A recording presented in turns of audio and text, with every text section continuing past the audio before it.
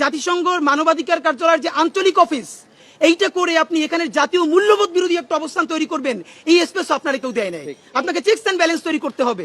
এবং দেখেন, এই সরকার মৌলিক কাজ একটার মধ্যেও নাই, যত অকাজ আছে সেগুলো ডাইকে ডেকে আনে। এই যে 3 বছরের মধ্যে সে জাতিসংঘের মানবাধিকারের যে আঞ্চলিক কার্যালয় এখানে দিচ্ছে, আপনারা নিশ্চয়ই জানেন আরো 19টা দেশে এই কার্যালয় আছে। দেশগুলো কি ভাই? সিরিয়া, দেশ হচ্ছে ফিলিস্তিন, দেশ হচ্ছে হন্ডুরাস, তারপরে আফ্রিকার কতগুলো যুদ্ধ বিধ্বস্ত দেশ। তা আপনি ভাবেন, আফ্রিকার এই যুদ্ধ বিধ্বস্ত দেশগুলো, ফিলিস্তিনের পাশে সিরিয়ার পাশে বাংলাদেশের নামটা লেখা থাকবে কেন? বাংলাদেশ কি যুদ্ধ বিধ্বস্ত দেশ? এখানে কি গৃহযুদ্ধ হয়েছে, নাকি এখানে কোনো বহিঃশত্রুর আক্রমণের যুদ্ধ হয়েছে? তাহলে এটা কি?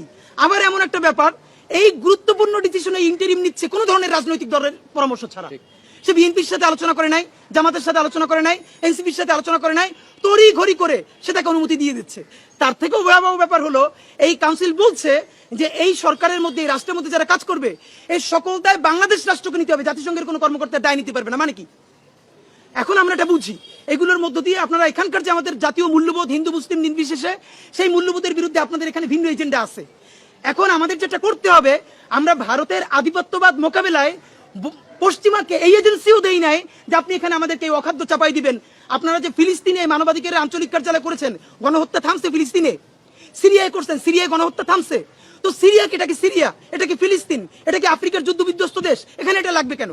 তো আমরা আপনাদেরকে স্পষ্ট বলতে চাই, ইন্টারিমের এইসব কাজ থেকে চলে আসতে হবে, আর নইলে চূড়ান্ত ভাবে এখন পর্যন্ত ইন্টারিমকে বাংলাদেশের মানুষ শত সমালোচনা সত্ত্বেও তাকে যেটুকু সাপোর্ট করছে, এই সাপোর্ট সে পাবে না।